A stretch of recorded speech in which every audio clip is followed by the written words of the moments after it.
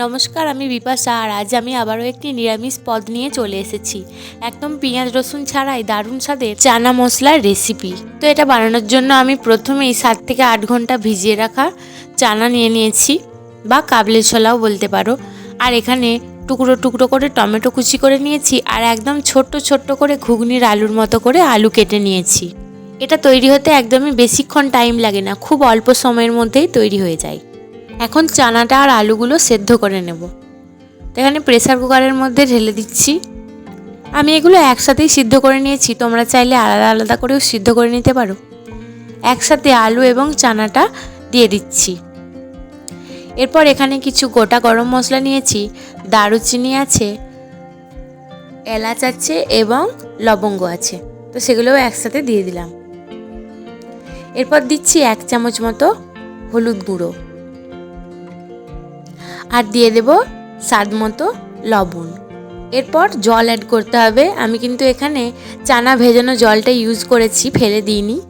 তোমরা চাইলে নর্মাল জলও দিতে পারো। আমি প্রথমে এই জলটা দিয়ে দিচ্ছি, তারপর যদি আরও জল লাগে তখন অ্যাড করে দেব। এরপর একটা খুন্তির সাহায্যে সব কিছু ভালো করে মিশিয়ে নিলাম। এরপর ঢাকনা বন্ধ করে এটা সেদ্ধ হওয়ার জন্য গ্যাসে বসিয়ে দেব। এটা সেদ্ধ হতে মোটামুটি 10-15 মিনিট মতো টাইম লাগে। আমি এটাতে 7টা সিটি দিয়েছিলাম। এদিকে আমার নানের প্রিপারেশনও চলছে। তো নানের ভিডিও অলরেডি আমার চ্যানেলে আপলোড করা আছে, তোমরা চাইলে গিয়ে দেখে নিতে পারো।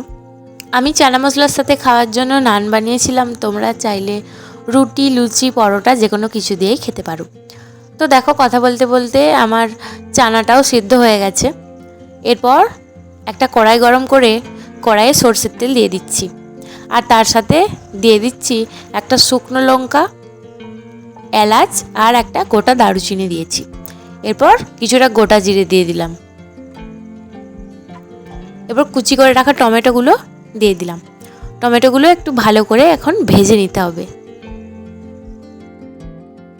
টমেটোটা 5 মিনিট নাড়াচাড়া করার পর আমি এখানে দিয়ে দিচ্ছি 2 চামচ মতো হলুদ গুঁড়ো, তারপর দিচ্ছি 1 চামচ জিরে গুঁড়ো, দিয়ে ভালো করে কষিয়ে নিতে হবে।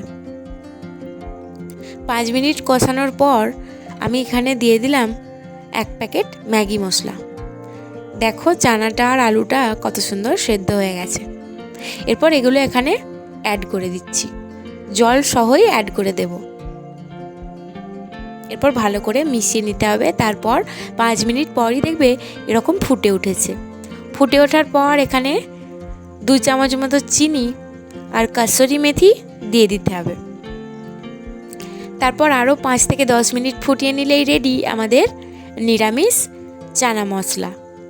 তো ভিডিওটা কেমন লাগলো জানিও, ভালো লাগলে অবশ্যই লাইক করো, আর এরকমই সব নিরামিষ ভিডিও পেতে আমার চ্যানেলটিকে সাবস্ক্রাইব করো।